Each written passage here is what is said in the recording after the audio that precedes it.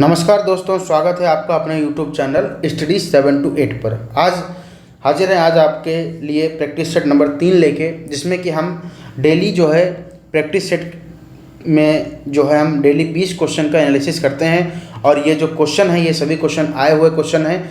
और ये जो क्लास है ये यूपी पुलिस, दिल्ली पुलिस और उत्तर प्रदेश RO और उत्तर प्रदेश में जितने भी जितने भी ऐसे पेपर हैं वनडे एग्ज़ाम के लिए बहुत ही महत्वपूर्ण ये है क्लास है, क्योंकि इसमें जो हम प्रैक्टिस सेट में जो क्वेश्चन लेके आ रहे हैं वे सभी क्वेश्चन कहीं ना कहीं पेपर में आए हुए हैं। तो जिन एग्ज़ाम में GS आती है उसके लिए ये क्लास बहुत ही महत्वपूर्ण है। आप इस क्लास को कंटिन्यू करते रहें और निश्चित ही इससे ही आपके क्वेश्चन पेपर में फंसेंगे। जैसे कि हमने प्रैक्टिस सेट नंबर 1 और 2 कर लिया है। जिन स्टूडेंट ने प्रैक्टिस सेट नंबर 1 और 2 को नहीं किया है वे सभी जो है प्रैक्टिस सेट नंबर 1 और 2 को जरूर देखें। आज हम प्रैक्टिस सेट नंबर 3 की बात करते हैं, जिसमें कि हम 20 क्वेश्चन का एनालिसिस करते हैं डेली। तो बात शुरू करते हैं अपनी क्लास को।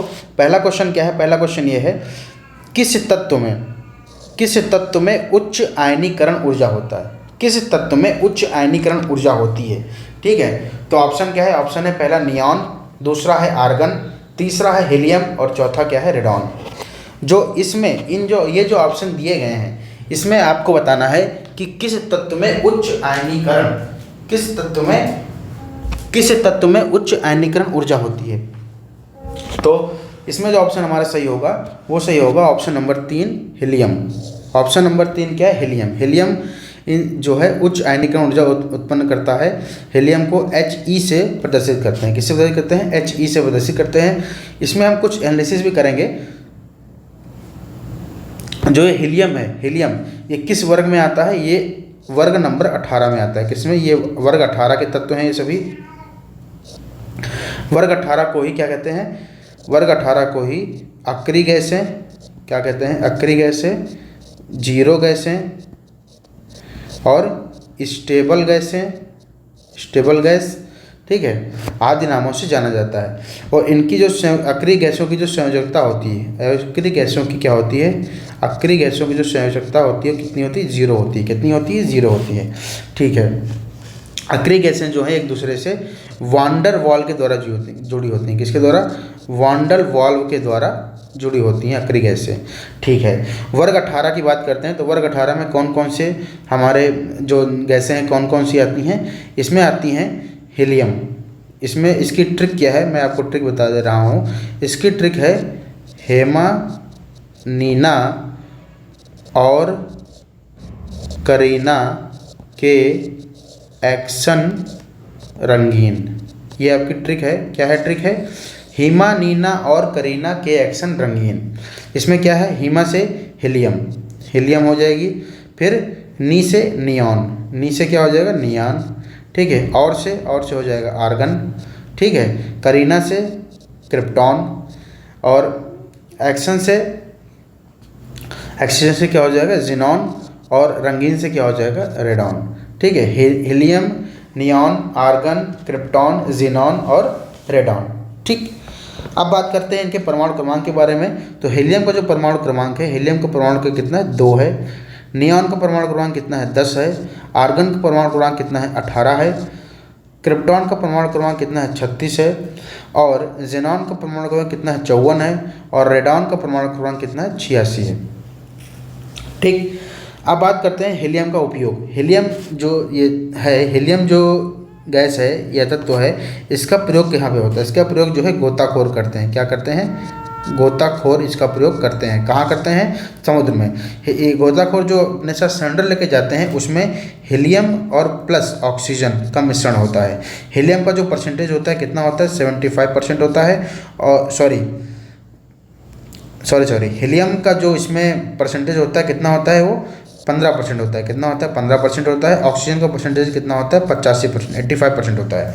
जो गोताखोर अपने साथ ले जाते हैं उसमें जो है हीलियम का परसेंटेज कितना है? 15% और ऑक्सीजन का कितना है? 15% है। ठीक है, जेनॉन का जो प्रयोग करते हैं किसमें करते हैं? ये ब्रेक लाइट में करते हैं। किसमें करते हैं? ब्रेक लाइट में इसका प्रयोग करते हैं। ठीक है, जेनॉन का प्रयोग किसमें करते हैं? कैंसर के इलाज में करते हैं। किसमें करते हैं? कैंसर के इलाज में इसका प्रयोग करते हैं। अब बात करते हैं अगले क्वेश्चन की। अगला क्वेश्चन क्या है, किस गैस में सड़े अंडे जैसी गंध आती है। क्वेश्चन दूसरा क्या है, क्वेश्चन दूसरा है किस गैस में सड़े अंडे जैसी गंध आती है। पहला ऑप्शन क्या है, पहला ऑप्शन है मीथेन, दूसरा ऑप्शन है क्लोरोफ्लोरोकार्बन, तीसरा ऑप्शन है ऑक्सीजन, चौथा ऑप्शन क्या है हाइड्रोजन सल्फाइड। तो किस गैस में सड़े अंडे जैसी गंध आती है बताइए स्टूडेंट। तो इसमें जो है ऑप्शन हमारा सही होगा option number D, hydrogen sulphide. Hydrogen sulphide को कैसे लिखते हैं, H2S से लिखते हैं। कैसे लिखते हैं, H2S से हाइड्रोजन सल्फाइड को लिखते हैं। ठीक, तो किस गैस में सड़े अंडे जैसी गंध आती है, किसमें, हाइड्रोजन सल्फाइड जो होती है उसमें सड़े अंडे जैसी गंध आती है। यहीं पर एक बात करते हैं कि मूत्र का जो रंग है, मूत्र का जो रंग होता है वो पीला क्यों होता है। इसका कारण क्या है पीला होने का, क्या है, यूरोक्रोम के कारण। किसके कारण होता है, यूरोक्रोम के कारण मूत्र का रंग क्या होता है, पीला होता है। ठीक है, तो यूरोक्रोम के कारण जो है मूत्र का रंग पीला होता है। ये क्वेश्चन बहुत बार आया हुआ है। तो अगला क्वेश्चन देखेंगे। अगला क्वेश्चन क्या है हमारा, अगला क्वेश्चन है सोडियम को किस में रखकर संचित किया जाता है। सोडियम को किस में रखकर संचित किया जाता है, क्वेश्चन ये हमारा है।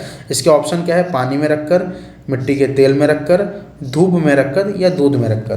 तो सोडियम को किस में रखा जाता है इकट्ठा करने के लिए, तो सोडियम को रखा जाता है मिट्टी के तेल में। ऑप्शन नंबर बी हमारे यहाँ से होगा, मिट्टी के तेल में रखा जाता है किसको, सोडियम को।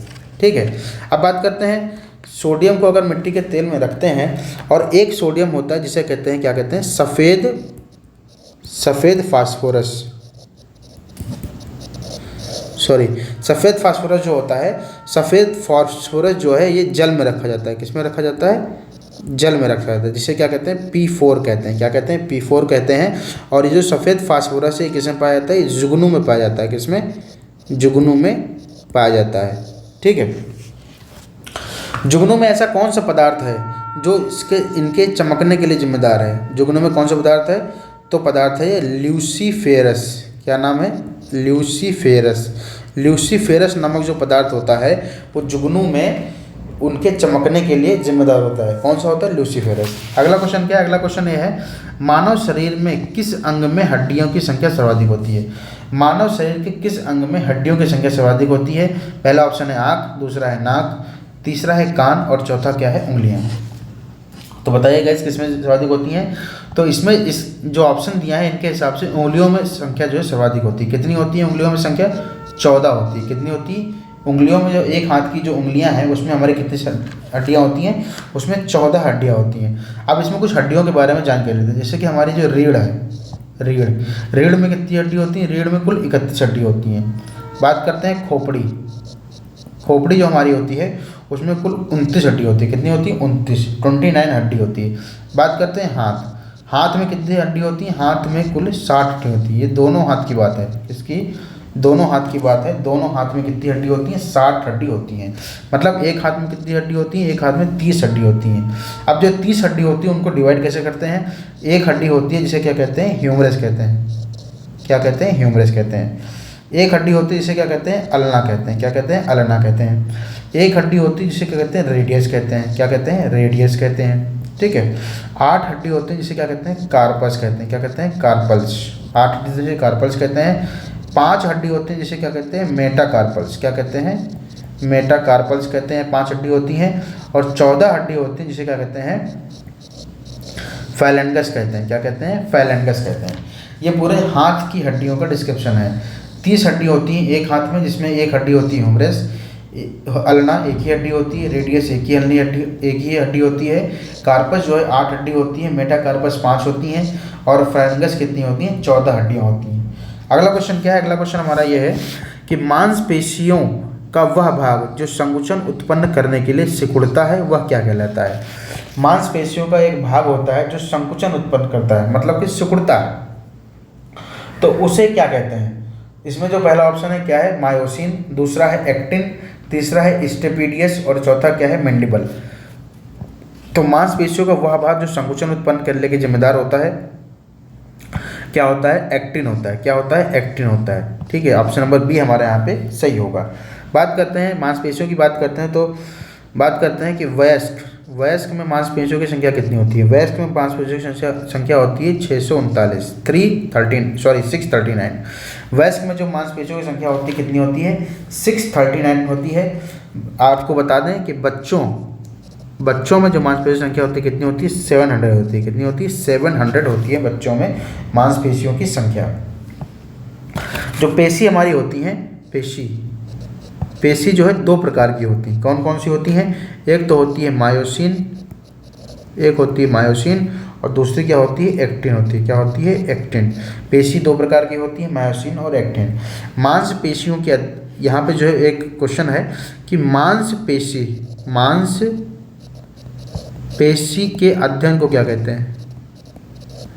मांसपेशी का अध्ययन क्या कहते हैं? मायोलॉजी कहते हैं। क्या कहते हैं? मायोलॉजी कहते हैं। ये क्वेश्चन बहुत इंपॉर्टेंट है कि मांसपेशियों के अध्ययन को क्या कहते हैं? मायोलॉजी कहते हैं। एक क्वेश्चन और है, सबसे छोटी मांसपेशी कौन सी? सबसे छोटी मांसपेशी कौन सी है? मांसपेशी। तो सबसे छोटी जो मांसपेशी है कौन सी है? स्टेपीडियस। कौन सी है? स्टेपीडियस। ये कहाँ पाई जाती है? कान में पाई जाती है। कहाँ? कान में। ठीक है, तो आप देख रहे हैं कि एक ही क्वेश्चन से हम कम से कम 4 से 5 क्वेश्चन इसी में बना के कर रहे हैं, तो ये क्लास आपके लिए बहुत ही हेल्पफुल होगी एग्जाम के दृष्टिकोण से। अगला क्वेश्चन क्या है? अगला क्वेश्चन है, शरीर की सर्वाधिक प्रबल अस्थि कौन सी है? शरीर की ऐसी हड्डी जो सबसे मजबूत है कौन सी है? पहला ऑप्शन है मैंडिबल, दूसरा है अल्ना, तीसरा है फेबुला और चौथा क्या है? मेंजिलरी। ठीक है, तो शरीर की सबसे प्रबल अस्थि कौन है? शरीर की सबसे प्रबल अस्थि है जिसे क्या कहते हैं? मैंडिबल कहते हैं। क्या कहते हैं? मैंडिबल कहते हैं। ऑप्शन नंबर ए सही होगा। ये जो मैंडिबल है कहाँ पाई जाती है?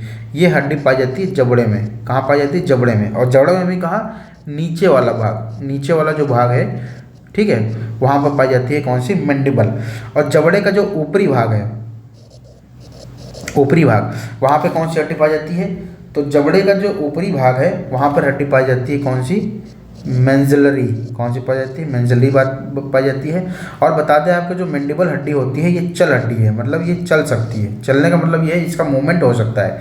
लेकिन जो मेंजिलरी हड्डी है जो अचल होती है, अचल मतलब इसका मूवमेंट नहीं हो सकता। जो कि हमारी जबड़े के ऊपर पाई जाती है इसका मूवमेंट नहीं हो सकता, लेकिन जो नीचे जो मैंडिबल पाई जाती है उसका मूवमेंट हो सकता है। एक क्वेश्चन ये है कि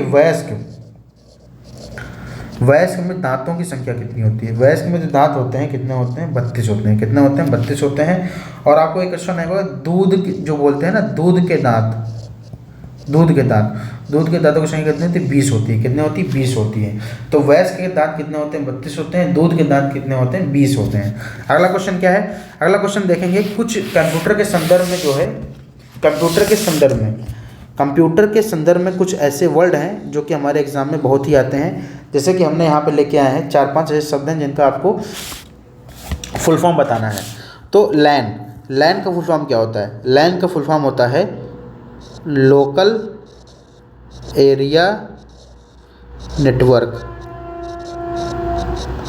लैन का फुल फॉर्म क्या होता है? Local area network. ठीक है, अब दूसरा क्या है? वैन का फुल फॉर्म क्या होता है? वैन का फुल फॉर्म होता है वाइड एरिया नेटवर्क। ठीक है, अगला है पैन का फुल फॉर्म क्या होता है? पैन का फुल फॉर्म होता है पर्सनल एरिया नेटवर्क। ठीक, मैन का फुल फॉर्म क्या होता है? मैन का फुल फॉर्म होता है मेट्रोपॉलिटन एरिया नेटवर्क। अब है यहाँ पर टेलेक्स। ये क्वेश्चन बहुत आए हुए हैं, पेपर में आया हुआ है। टेलेक्स की फुल फॉर्म क्या होती है? टेलेक्स की फुल फॉर्म होती है टेली प्रिंटर। क्या होती है? Teleprinter exchange. टेलेक्स की फुल फॉर्म क्या होती है? Teleprinter exchange. एक होती है WWWC। ये सभी जो फुल फॉर्म है ये सभी कंप्यूटर की दृष्टि से बहुत ही महत्वपूर्ण है। तो WWC का फुल फॉर्म क्या होता है? WWC का फुल फॉर्म होता है WWC का फुल फॉर्म क्या होता है?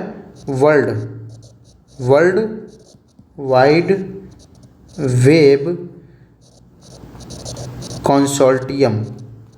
क्या होता है? World Wide Web consortium. अगला क्या है? अगला जो है HTTPS, HTTPS की फुल फॉर्म क्या होती है?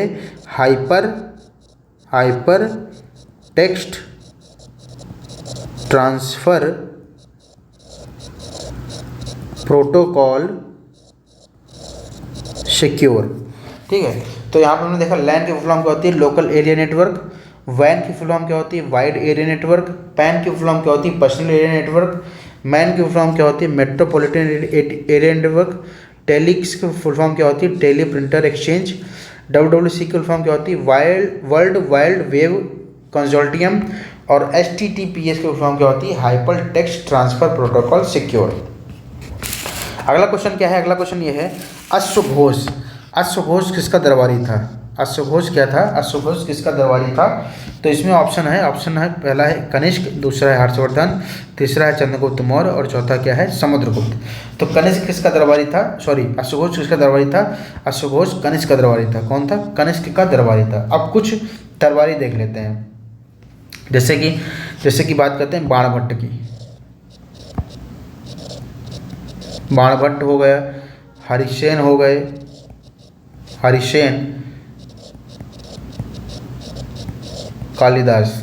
ठीक है, तो बाणभट्ट जो है, बाणभट्ट किसके दरबारी कवि थे? बाणभट्ट जो हर्षवर्धन के दरबारी कवि थे। हरिसेन किसके दरबारी कवि थे? हरिसेन समुद्रगुप्त के दरबारी कवि थे।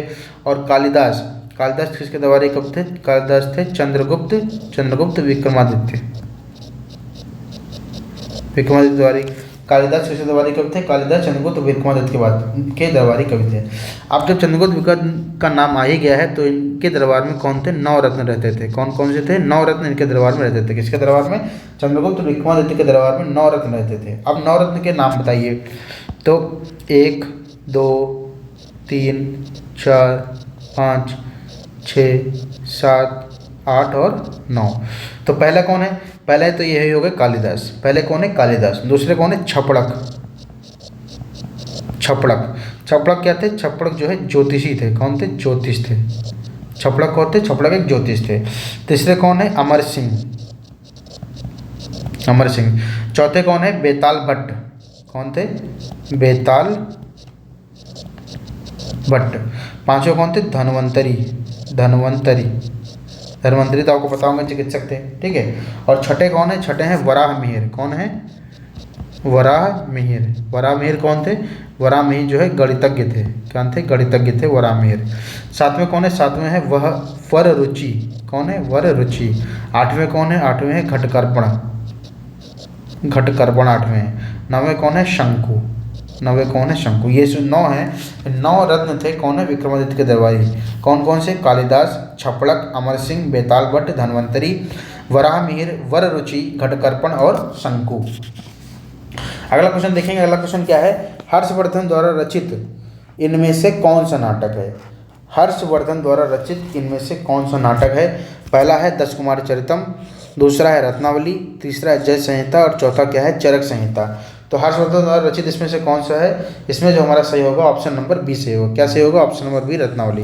रत्नावली किसकी रचना थी? रत्नावली हर्षवर्धन की रचना थी। किसकी थी? हर्षवर्धन की रचना थी रत्नावली। ठीक है, अब बात करते हैं हर्षवर्धन के बारे में। जो हर्षवर्धन की बात आ गई है तो इसमें ये देखेंगे कि हर्षवर्धन की और भी रचना है। कौन कौन हर्षवर्धन की और कौन सी रचना है? एक तो बताया हमने रत्नावली है, दूसरी क्या है? नागानंद प्रियदर्शिका। ठीक है, और बात करते हैं हर्षवर्धन की। हर्षवर्धन का जो शासनकाल है कब से कब तक रहा? हर्षवर्धन का शासनकाल 606 ईस्वी से लेकर 647 तक रहा। और हर्षवर्धन ने ही क्या किया था? कुंभ की शुरुआत की थी। क्वेश्चन आ सकता है कि कुंभ मेले की शुरुआत किसने की थी? हर्षवर्धन ने करी। किसने करी थी? हर्षवर्धन ने करी। अब जब कुंभ मेले की बात आ गई है तो अर्धकुंभ कब लगता है?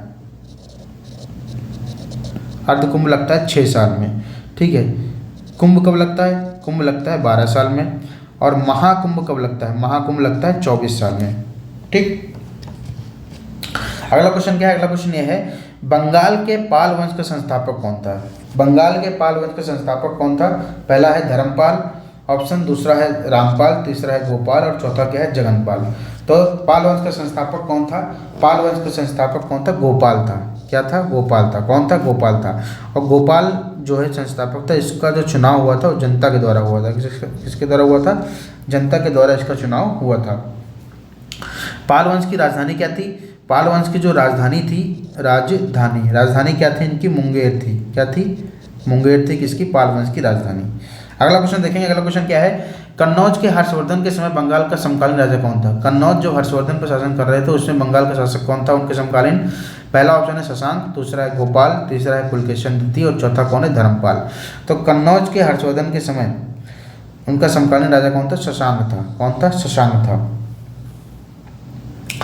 शशांक ने ही क्या किया था? शशांक ने ही बोधि वृक्ष, जो बोधि वृक्ष था, जहाँ जिसके बोधि वृक्ष जहाँ जो था उसको कटवाया था। किसने कटवाया था? शशांक ने कटवा दिया था, बोधि वृक्ष को कटवा दिया था। अगला क्वेश्चन क्या है? अगला क्वेश्चन है बेलूर। बेलूर किस नदी के तट पर स्थित है? बेलूर स्थित है किस नदी के तट पर? पहला ऑप्शन है साबरमती, दूसरा है राप्ती, तीसरा है कावेरी और चौथा क्या है? यांगची। तो बेलूर किस नदी के तट पर है? बेलूर है यांगची नदी के तट पर। किसका है? यांगची नदी के तट पर बेलूर स्थित है। अब कुछ देख लेते हैं, जैसे कि कुछ जो शहर हैं उनको देख लेते हैं। जैसे कि पुणे। पुणे किस नदी के किनारे पर है? पुणे जो है मुधा और मूला दो नदियों के संगम में बसा हुआ है पुणे। ठीक है, बात करते हैं गोरखपुर की। गोरखपुर किस नदी के किनारे है? राप्ती नदी के किनारे है। बेंगलोर किस नदी के किनारे है? यह है वृषभावती नदी के किनारे है बेंगलोर। अगला क्वेश्चन क्या है? अगला क्वेश्चन है एशियाई विकास बैंक के मुख्यालय कहाँ है? एशियाई, एडीबी जिसे बोलते हैं, एशियन डेवलपमेंट बैंक, एडीबी के मुख्यालय कहाँ है? एडीबी का मुख्यालय कहाँ पर है? पहला ऑप्शन है न्यूयॉर्क, दूसरा है द हेग, तीसरा है मनीला और चौथा क्या है? स्विट्जरलैंड। तो एडीबी का मुख्यालय कहाँ है? एडीबी का मुख्यालय है मनीला। मनीला कहाँ पर है? यह है फिलीपींस में। कहाँ पर है? यह है फिलीपींस में है मनीला। ठीक, अब एडीबी की स्थापना कब हुई थी ये बात कर लेते हैं। एडीबी की स्थापना हुई थी 1966 में। कब हुई थी? 1966 में हुई। और इसमें सदस्य कितने हैं? इसमें सदस्य हैं कुल 68। ठीक है, इसमें एशिया के कितने सदस्य हैं? एशिया के कितने देश हैं? एशिया के कुल 49 देश हैं। ठीक है, जब एडीबी की स्थापना हुई थी, जब एडीबी की स्थापना हुई थी तब सदस्य कितने थे? तब सदस्य थे 31। कितने सदस्य? 31 सदस्य थे। अगला क्वेश्चन देख लेते हैं। अगला क्वेश्चन क्या है? राष्ट्रीय कृषि बीमा योजना कब लागू की गई? राष्ट्रीय कृषि बीमा योजना कब लागू की गई? पहला ऑप्शन है 1999, दूसरा है 1998, तीसरा है 1968, चौथा क्या है? 1892। तो राष्ट्रीय कृषि बीमा योजना कब लागू की गई? 1999 में लागू की गई। कब लागू की गई? 1999 में लागू की गई। अब बात करते हैं कुछ प्रांतों की और भाषाओं की। जैसे कि बात करते हैं केरल, तमिलनाडु और आंध्र प्रदेश और कर्नाटक। केरल की भाषा क्या है? केरल की भाषा है मलयालम। केरल की भाषा क्या है? केरल की जो भाषा है वो है मलयालम। तमिलनाडु की भाषा क्या है? तमिलनाडु की भाषा क्या है? तमिल है। क्या है? तमिल है। फिर बात करते हैं कर्नाटक। कर्नाटक की भाषा क्या है? कर्नाटक की जो भाषा है वो है कन्नड़। कर्नाटक की भाषा क्या है? कन्नड़ है। और आंध्र प्रदेश की भाषा क्या है? आंध्र प्रदेश की जो भाषा है वो है तेलुगु। अगला क्वेश्चन है 16 नंबर क्वेश्चन है भारत में राष्ट्रीय लोक सेवा दिवस कब मनाया जाता है? भारत में राष्ट्रीय लोक सेवा दिवस कब मनाया जाता है? पहला ऑप्शन है 16 सितंबर, दूसरा है 21 अप्रैल, तीसरा है 10 दिसंबर और चौथा है 5 अक्टूबर। तो राष्ट्रीय लोक सेवा जो दिवस मनाया जाता है कब मनाया जाता है? 21 अप्रैल को मनाया जाता है। कब मनाया जाता है भैया? 21 अप्रैल को मनाया जाता है। ठीक है, बात करते हैं 1 अप्रैल को क्या मनाया जाता है? 1 अप्रैल को मनाया जाता है 1 अप्रैल को मनाया जाता है उत्कल दिवस। क्या मनाया जाता है? उत्कल दिवस मनाया जाता है। 18 अप्रैल को मनाया जाता है विरासत दिवस। क्या मनाया जाता है? विरासत दिवस मनाया जाता है। 7 अप्रैल को क्या मनाते हैं? 7 अप्रैल को मनाते हैं वर्ल्ड हेल्थ डे। ठीक है, अगला क्वेश्चन क्या है? अगला क्वेश्चन ये है कुछ उत्तर प्रदेश के कॉलेज हैं और उनका स्थान, मतलब कि ये जो कॉलेज दिए गए हैं ये कहाँ पर स्थापित हैं। जैसे कि पहला कॉलेज क्या है? पहला कॉलेज ये है जीएस विद्यार्थी मेमोरियल मेडिकल कॉलेज। पहला कॉलेज क्या है? जीएस विद्यार्थी मेमोरियल मेडिकल कॉलेज। ये कहाँ पर स्थित है? ये स्थित है कानपुर में। कहाँ है ये? कानपुर में स्थित है। दूसरा है Baba Raghavdas medical college. Baba Raghavdas medical college कहाँ है? गोरखपुर में है। कहाँ पर है? गोरखपुर में है। अगला कॉलेज क्या है, महारानी लक्ष्मीबाई मेडिकल कॉलेज। कौन सा, महारानी लक्ष्मीबाई मेडिकल कॉलेज, ये तो सभी को याद होगा, झांसी में ही है। कहाँ पर है, झांसी में है। और एसएन मेडिकल कॉलेज कहाँ है, एसएन मेडिकल कॉलेज है आगरा में। कहाँ पर है ये है, आगरा में स्थित है एसएन मेडिकल कॉलेज। अगला क्वेश्चन की बात करते हैं। अगला क्वेश्चन ये है, संविधान के किस भाग को भारत का मैग्ना कार्टा कहा जाता है। क्वेश्चन ये है कि संविधान के किस भाग को भारत का मैग्ना कार्टा कहते हैं, भाग 2, भाग 3, भाग 4 या भाग 5। तो किसे कहते हैं, भाग 3 को कहते हैं। क्या कहते हैं, भाग 3 को क्या कहते हैं, मैग्ना कार्टा कहते हैं। भाग 3 में क्या है, भाग 3 में है मौलिक अधिकार। भाग 3 में क्या है, मौलिक अधिकार। कौन से आर्टिकल हैं, आर्टिकल 12 से लेकर 35 तक। मौलिक अधिकार किसमें है, आर्टिकल 12 से लेकर 35 तक हैं। क्या, मौलिक अधिकार आर्टिकल 12 से लेकर 35 तक। अब क्वेश्चन आ सकता है मूल संविधान में, मूल संविधान जब बना था उसमें कितने थे, उसमें कुल 7 थे, लेकिन अब कितने हैं, अब हैं 6 मौलिक कर्तव्य। कितने हैं, 6 मौलिक कर्तव्य। अगला क्वेश्चन यह क्या है, शोषण के विरुद्ध अधिकार किस अनुच्छेद में बताया गया है। शोषण के विरुद्ध जो अधिकार है किस अनुच्छेद में बताया गया है। पहला ऑप्शन है अनुच्छेद 14 से 18 के बीच में।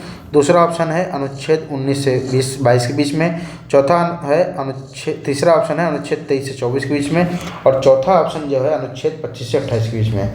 तो इसका जो आंसर होगा, आंसर नंबर सी होगा, अनुच्छेद 23 से 24 के बीच में बताया गया है। क्या है, शोषण के विरुद्ध अधिकार। ठीक है। अनुच्छेद 14 से 18 में क्या है, अनुच्छेद 14 से 18 में है समानता का अधिकार। क्या है, समानता का अधिकार। ठीक। अनुच्छेद 19 से 22 में क्या है, 19 से 22 में स्वतंत्रता का अधिकार। किसका है, स्वतंत्रता का अधिकार। अनुच्छेद 25 से 28 में क्या है, 25 से 28 में धार्मिक स्वतंत्रता का अधिकार। धार्मिक स्वतंत्रता का अधिकार। ठीक है।